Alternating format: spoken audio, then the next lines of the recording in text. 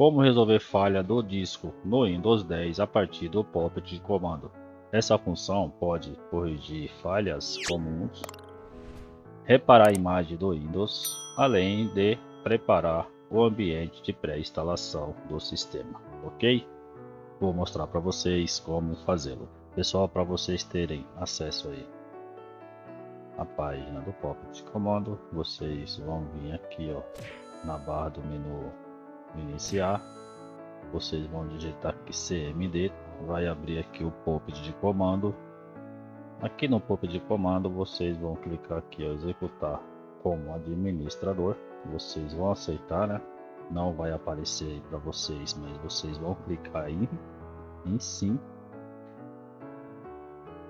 Vai abrir o pop de comando. Vou deixar os comandos na descrição do vídeo. Vou abrir aqui, eu tenho os dois comandos. Vou pegar o primeiro comando aqui, ó, que é este aqui, tá? Vou dar um Ctrl C. Vou vir aqui e dar um Ctrl V, tá? Vocês, feito isso, vocês vão dar um Enter. Pessoal, o sistema vai fazer uma varredura aí, tá? É demorada, vocês aguardam aí. Quando terminar a verificação, eu volto com vocês, tá bom? Como vai ficar muito longo o vídeo, porque o sistema vai fazer essa varredura aqui, ó, tá? Ela vai chegar aqui a 100%. Vocês vão acompanhar o de vocês aí, tá? Até finalizar. Só para mim tá mostrando para vocês como que funciona, tá? Então vai fazer uma busca aí no sistema de vocês, tá? Então vocês esperam. Eu só tirei um print da tela do meu computador para mostrar para vocês, tá bom? Aqui já estava em 60,9% quando eu fiz a varredura no meu.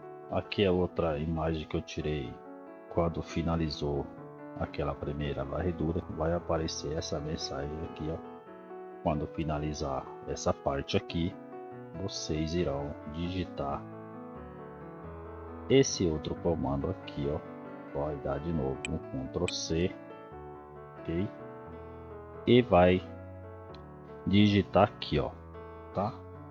Quando finalizar esse, vai aparecer aquela opção. Vou colar esse novo endereço aqui, ó, tá bom?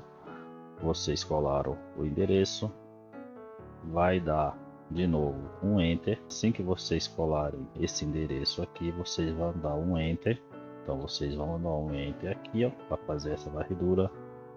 Quando terminar essa varredura e vocês colarem aqui o novo endereço, vocês vão apertar Enter de novo. O sistema irá fazer outra varredura.